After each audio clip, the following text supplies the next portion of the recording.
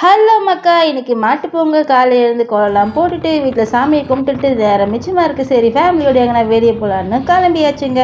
எங்கே போகிறோம்லாம் தெரியாது, ஆனால் எங்கன்னா போயிட்டு ஃபேமிலியாக என்ஜாய் பண்ணிட்டு வரணும் அப்படின்ட்டு ஒரு பிளான் பண்ணி போயிட்டோம். ஃபர்ஸ்ட் நம்ம என்ன போவோம், பீச்சுக்கு தானே. சரி கோவளம் பீச்சுக்கு போனால் ஜனம் கம்மியாக இருக்கும், அங்கே போய் வண்டியை விடுங்க நம்ம கோவளம் பீச்சுக்கு போகலாம் அப்படின்ட்டு கிளம்பிட்டோம். அங்கே போனால் போகும்போதே ஊர்பட்ட ஜனங்க.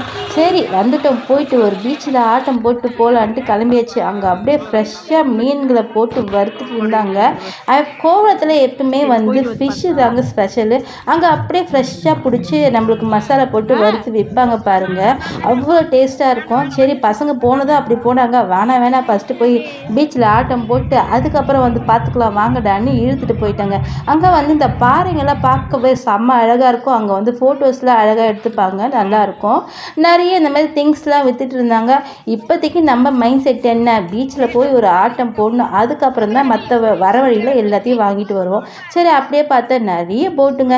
இங்கே வந்து மீன் பிடிக்கிறது தானே ஸ்பெஷலு, அதனால் மீன் பிடிச்சிருக்குது. அந்த வலைங்கெல்லாம் பார்த்தம்போது செம்மையாக இருந்ததுங்க.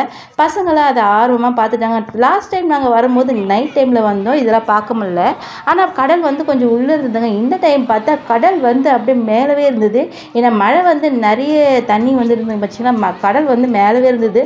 ஜனம் தாங்க இதில் எக்கச்சக்க ஜனமாக இருந்தாங்க. எங்கே பார்த்தாலும் தலைங்க தான் தெரிஞ்சது, எந்த பக்கம் பார்த்தாலும் ஜனம் அவ்வளோ பேர் இருந்தாங்க. மாட்டு பொங்கலுக்கே இப்படியா, அடப்பாவி நம்ம காணு பொங்கலுக்கு வந்திருந்தா இன்னும் அதிகமாக இருக்குமே அப்படின்னு நினச்சிட்டு இருந்தோம்.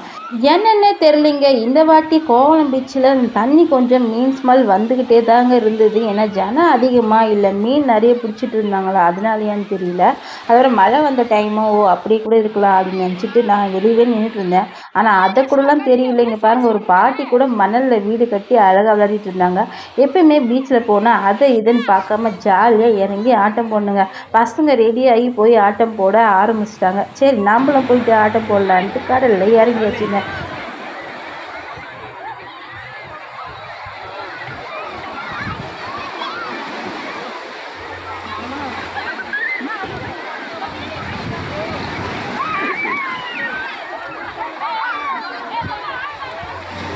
பீச்சுக்கு மட்டும் எத்தனை ஆடி போனாலும் சலிக்காதுங்க. தமிழில் ஆட்டம் போடுறதும் சரி, அங்கே இருக்க ஜனங்களை பார்க்குறதும் சரி, அது ஒரு வேறு ஃபீலிங்க. குட்டி பசங்களாகவே நம்ம மாறிடுவோம். இங்கே பாருங்கள், குட்டி பசங்க பல்ல நோண்டி தண்ணியை சேமித்து வைக்கிறாங்க. இதில் வந்து கடல் தண்ணி வந்து நிற்குமா இல்லை நிற்காதா அப்படின்ட்டு அவங்களுக்குள்ளே ஒரு போட்டி. இதை பார்க்கவே செம்மையாக இருந்தது. நம்ம மனசில் இருக்கிற கவலைங்கள்லாம் அப்படியே தண்ணியில் அடிச்சுட்டு போகிற மாதிரி இருந்தது.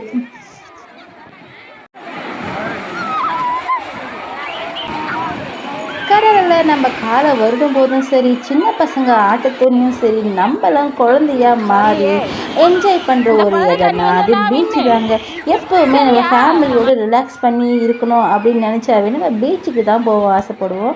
இங்கே பாருங்கள், போட்டில் 2 பேர் வந்து வார்னிங் பண்ணிட்டு இருந்தாங்க. ஏன்னா இப்போ கடலில் ஆழம் அதிகமாக இருக்கு இல்லையா, இந்த ஆழத்தை தாண்டி யாரையும் வராதிங்க அப்படின்ட்டு 2 பேர் வந்து எச்சரிக்கை கொடுத்துட்டே இருக்காங்க அப்பப்போ. ஏன்னா இது வந்து ஃபெஸ்டிவல் டைம் இல்லைங்களா, நிறைய ஜனம் வருவாங்க, எப்படி போவாங்க எப்படி வருவாங்கன்னு தெரியாது. அதுக்காக கவர்மெண்ட் சைட்லேருந்து 2 பேர் போட்டு வச்சுருக்காங்க.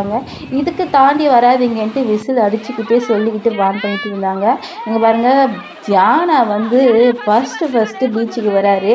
அவர் கால் நினச்சிட்டு எடுத்து போயிடலாம் அப்படின்ட்டு கால் நினச்சி அவங்க பாட்டி பத்திரமா பிடிச்சிட்ருக்காங்க. அவருக்கா விடுங்க என்ன, நான் பீச்சுக்கு போய் ஆட்டம் போட போகிறேன் அப்படின்ற மைண்ட் செட்லேயே இருக்கிறாரு. சரி அப்படி போகலாமா இப்படி போகலாமான்னு பார்த்தா எப்படி போனாலும் ஜனம் இருக்க தான் செய்யும். வாடி இன்னொரு பீச்சுக்கு போகலாம் அப்படின்ட்டு எங்கள் ஹஸ்பண்ட் கூப்பிட்டுக்கிட்டே இருந்தார். ஏன்னா இங்கே ஜனம் அதிகமாக இருக்கிறதுனால இதுக்கு மேலே ஆட்டம் போட வேணாம், ரொம்ப அனீஸியாக இருக்குது அப்படின்ட்டு கிளம்பியாச்சுங்க. அப்படியே பார்த்துக்கிட்டு கிளம்பிட்டு ஃபோட்டோஸ்லாம் நின்று எடுத்துக்கிட்டு, இங்கே போட்டில் வந்து நம்ம ஃபோட்டோஸ் நின்று எடுக்கும்போது அது வேறு வியூவில் சூப்பராக இருந்ததுங்க. நீங்களும் கண்டிப்பாக வந்தீங்கன்னா இந்த போட்ஸ்லாம் நின்று ஃபோட்டோ ட்ரை பண்ணி பாருங்கள். அப்புறம் என்ன, ஃபிஷ்ஷு தான் போயாச்சு. ஃபிஷ் கடைக்கு வரும்போது எப்படி அச்சு பிடிச்சி இட்டுன்னு வந்துட்டேன். இப்போ விடுவாங்களா பசங்க, அப்படியே ஃபிஷ் கடைக்கு போயிட்டு ஆளுக்கு ஒரு பிளேட் வாங்கி சாப்பிட்டானுங்க. இந்த எள்ளி பூச்சின்றது வந்து இங்கே 100 ரூபாய் ஒரு பிளேட்டுன்னு விற்றுருந்தாங்க. நாங்கள் லாஸ்ட் டைம் வந்தப்போ 50 ரூபாய்க்கு ஒரு பிளேட் கிடச்சிது. சரி இந்த சைடு வேணாடா, அந்த பக்கம் தான் வந்து செம்மையாக இருக்கும் வாங்க அப்படின்ட்டு கூப்பிட்டு போகலான்ட்டு கிளம்பிட்டேங்க. போகிற வழியிலே இப்படி குட்டி பசங்களை வச்சு மேஜிக் ஷோலாம் பண்ணி டான்ஸ் ஷோலாம் பண்ணிகிட்டு இருந்தாங்க. பார்க்கவே ரொம்பவே சூப்பராக இருந்தது. இந்த மாதிரி ப்ரோக்ராம்லாம் சின்ன வயசில் பார்த்த ஞாபகங்க. வீட்டாண்டே வந்து இதுமாரி டென்ட்டு போட்டு ப்ரோக்ராம் பண்ணிட்டு போவாங்க. இது ரொம்ப நாள் கழிச்சு நான் இப்போ பார்க்குறதுக்கு ரொம்பவே ஆச்சரியமாக இருந்தது. ஒரு குட்டி பொண்ணை வச்சுட்டு இப்படிலாம் ஆட்டம் போட வச்சுட்டு இருந்தாங்க. பார்க்க நல்லா தான் இருந்ததுங்க. அதை நினைக்கும் போது கொஞ்சம் கஷ்டமாக தான் இருந்தது. இந்த மாதிரி குட்டி பசங்களாம் விட்டு ஆட விட்டு காசு வாங்குறாங்க அப்படின்ற ஒரு நினைப்பு தோணுது. ஆனால் நம்ம சோசியல் மீடியாலாம் குட்டி பசங்களாம் நடிக்கிறாங்க, அதை பார்த்து நம்ம சந்தோஷப்படுறோம். ஆனால் இந்த மாதிரி விஷயங்கள்லாம் பார்க்கும்போது மனசு கொஞ்சம் கஷ்டமாக இருக்குது. அது ஏன்னு தான் தெரியல. அது உங்களுக்கு தெரிஞ்ச கமெண்ட்ஸில் சொல்லுங்கள். இப்படியே பார்த்துட்டு இருந்தப்போ இந்த குட்டி பாப்பாவுக்கு ஏதாவது கொடுக்கணும் அப்படின்ட்டு பவி கையில் ஒரு 50 ரூபா கொடுத்து எடுத்துகிட்டு போய் கொடுத்துடுறா அப்படின்ட்டு கொடுத்தேன். இந்த பாப்பாவை ரொம்ப ஹாப்பியாக வந்து வாங்கிட்டு போனாங்க. அங்கே இருக்கிறவங்க அவங்க அப்பாவா என்னன்னு தெரியாது, ஆனால் அவங்க கூட ஜாலியாக ஆட்டம் போட்டுருந்தா. ஆனால் இந்த குட்டி பொண்ணுக்கு செம்ம டேலண்ட்டுங்க. எப்படி பாட்டு போட்டாலும் அதுக்கேற்ற மாதிரி செம்மையாக ஆடுது. இந்த டேலண்ட் உள்ள பாப்பாங்க வந்து வேறு இடத்துல பிறந்திருந்தா அவங்க வேறு லெவலில் இருந்திருப்பாங்க. ஆனால் இப்படி பிறந்துட்டு இப்படி ஆடிட்டு இருக்காங்க அப்படின்னு நினைக்கும் போது கொஞ்சம் மனசுக்கு கஷ்டமாக தான் இருந்தது. ஆனால் எப்படி படிக்க வைப்பாங்க ஒரு அப்பா அம்மாவுக்கு தெரியாதுங்களாங்க. இவங்க எப்படியாச்சும் நல்லா படிக்க வச்சு வேறு ஸ்டேஜுக்கு எடுத்துகிட்டு வரணும் தான் எல்லாருமே ஆசைப்படுவாங்க.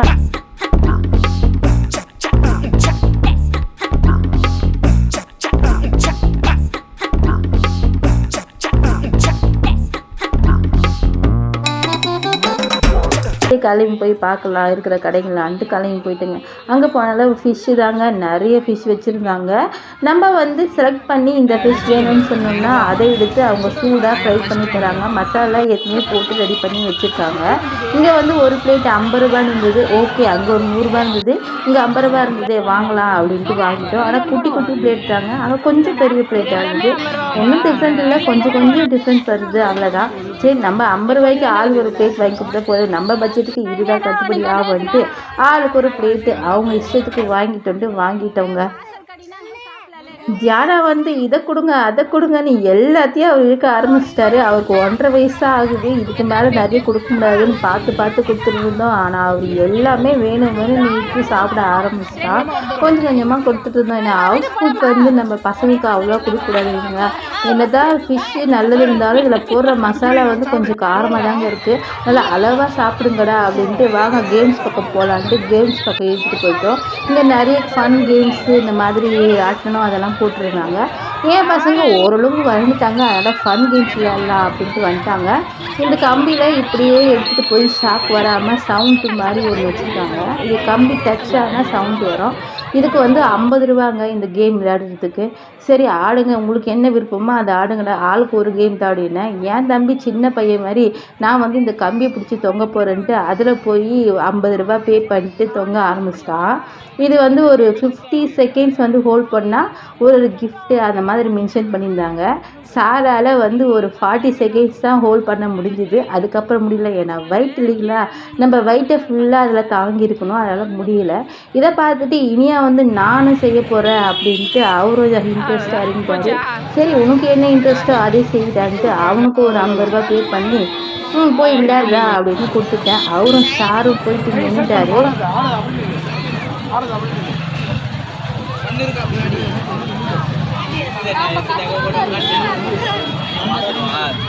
அப்படியே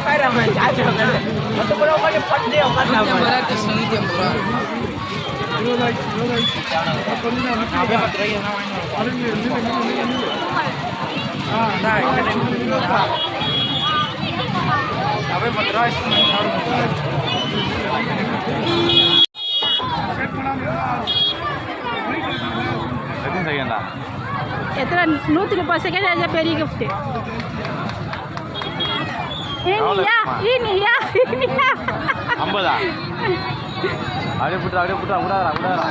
கிட்டத்தட்ட 70 செகண்ட் மேலே ஹோல்ட் பண்ணி ஒரு கீ செயினை கிஃப்டாக வாங்கிட்டாரு. அதுக்கு மேலே ஹோல்ட் பண்ண முடியாது, கை மரத்துக்குச்சுமா, ஷாக் அடிக்கிற மாதிரி இருந்ததுமான கதை சொல்லிக்கிட்டே வந்தான். ஆனால் ஒரு கிஃப்ட் வாங்குறது எப்பவுமே ஹாப்பி தாங்க. சரி இந்த பீச்சில் போதும், அடுத்தது எதனா ஒரு பீச்சுக்கு போகலாம் வான்ட்டு எங்கள் ஹஸ்பண்ட் இழுத்துட்டு போயிட்டாரு. சரி பக்கத்துலேயே வந்து மகாபலிபுரம் இல்லைங்களா, மகாபலிபுரம் போகலாம் அப்படின்ட்டு நாங்களும் கிளம்பிட்டோம். சரி வண்டி எடுக்க போகலான்னு பார்த்தா அந்த டான்ஸ் ப்ரோக்ராம் இன்னமும் நடந்துட்டு இருந்துங்க. குட்டி பாப்பா அழகாக பபிள்ஸ் விட்டுட்டு இருந்தது. இருந்தது.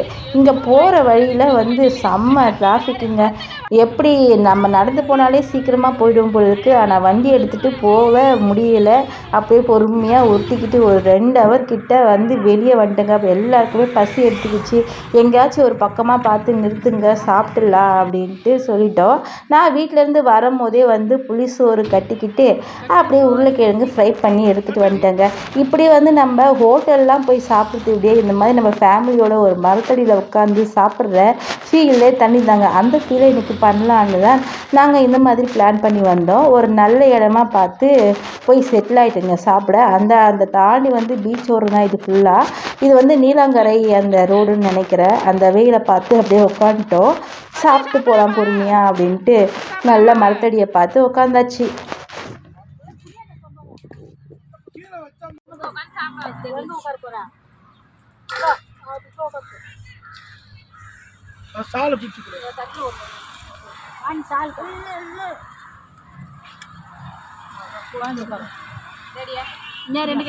கொண்டு வந்த புளிசாதத்தையும் உருளைக்கிழங்கையும் ஒரு யூஸ் அண்ட் த்ரோ பிளேட்டில் வச்சு ஆளாளுக்கு ஒரு இடம் பார்த்து உட்காந்துட்டேங்க. பருதா ஒன்று எடுத்துகிட்டு வந்தால் இன்னும் பெருசாக போட்டு உட்காந்துடலாம். அர்ஜென்ட்டாக பிளான் பண்ணதால் அதெல்லாம் எதுவும் பிளான் பண்ண முடியல. அப்படியே வந்தாச்சு. ஆனால் இந்த இடம் ரொம்பவே சூப்பராக இருந்தது. உட்காந்து அப்படியே சாப்பிட்றதுக்கு நல்லாவும் இருந்தது. பசங்க ஜாலியாக ரொம்ப நேரமாக ஆட்டம் போட்டுட்டு இருந்தாங்க. ஆனால் ஃபேமிலியோடு இப்படி போய் சாப்பிட்றது ஒரு தனி ஃபீல் தாங்க. இங்கே நிறைய வந்து இந்த புல்லுங்க தொடப்பங்க இதெல்லாம் இருந்தது. பார்க்கவே டிஃப்ரெண்ட்டாக இருந்தது. அதையும் இப்போ பறிச்சுட்டு வீடியோ எடுத்துகிட்டு இருந்தேன். ஆரம்பிச்சிட்டாடா அப்படின்னு எங்கள் ஹஸ்பண்ட் கலாச்சிக்கிட்டே இருந்தார். பரவாயில்ல, நம்ம வந்தால் ஜாலியாக இருக்கணும் அப்படின்ட்டு ஜாலியாக இருந்துட்டோம். ஆனால் கிட்டத்தட்ட ஒரு 2 ஹவர் கிட்ட அங்கேயே போயிடுச்சுங்க. இதுக்கு மேலே மகாபலிபுரம் போகணும் அப்படின்னு பிளான் பண்ணிக்கிட்டு போனோம். ஆனால் ஈவினிங் டைம் ஆகிடுச்சு. எப்படி போகிறதுன்னு பார்த்துட்டே இருந்தோம். அப்படியே போய்கிட்டே இருக்கிற வழியில் பார்த்திங்கன்னா செம்ம ஸ்பாட்டு வந்து கண்ணில் மாட்டிச்சுங்க. அங்கே போய் நம்ம கூட்டத்தில் ஆட்டம் போடுறதுடைய இங்கே வந்து நம்ம ஜாலியாக ஆட்டம் போடலாம், எங்கன்னா ஒரு இடம் பார்த்து நிறுத்துங்க அப்படின்னு எங்கள் ஹஸ்பண்ட் கிட்ட சொல்லிகிட்டே வந்தேன். அப்படி போன இடம் தான் பாருங்கள், செம்மையாக இருந்தது. அங்கே பாரு சூப்பராக இருக்குது. போங்க, இந்த ஜனம் எவ்வளோ ஜனம் போயிட்டு வந்துக்கிறாங்க. அப்படியே ஒரு ஓரமாக ஒரு பக்கம் காரை நிறுத்திட்டாங்க. வாங்க, அந்த ஸ்பாட்டு செம்மையாக இருக்குது, அங்கே போய் பார்க்கலாம் அப்படின்ட்டு இழுத்துட்டு போயிட்டேன். பசங்களுக்கு வர மூடே இல்லை, இவ்வளோ தூரம் நடந்து போகணுமான்னு. ஆனால் இந்த இடம் பார்க்க செம்மையாக இருந்தது. வாடா இழுத்துட்டு போனேன். அப்புறம் என்ன கண்டுக்கவே இல்லை. செம்ம ஆட்டம் போட்டுக்கிட்டு அவங்க ஜாலியாக வந்தாங்க. அட போகும்போதே பச்சை பசேல்னு இலைங்க. அப்படியே பார்க்கவே செம்மையாக இருந்தது. இந்த ஈவினிங் டைமில் அந்த கடலும் இந்த பச்சை பசேல்னுக்கு இந்த இலையும் எண்ணெயை மறந்து ஜாலியாக ஆட்டம் போடலாம். முன்னாடி நம்ம இங்கே வராமல் போயிடுச்சு அப்படின்னு தோணுச்சுங்க. சாப்பாடு எடுத்துகிட்டு வந்து இங்கே உட்காந்து சாப்பிட்டோம்னா செம்ம ஸ்பாட்டாக இருக்கும். அந்த பிளான் வந்து நம்மளுக்கு தோல்ல திடீர்னு நம்ம வந்த இடம் தானே. ஆனால் எப்போவுமே நம்ம பிளான் பண்ணுறதுடைய அதுவாக அமையிறது வந்து சூப்பராக அமையுங்க. அப்படி தான் நான் இந்த இடத்த பார்த்தேன். அவ்வளோ ஒரு ரம்மியமாக இருந்தது. கடல் ரொம்ப அமைதியாக இருந்தது.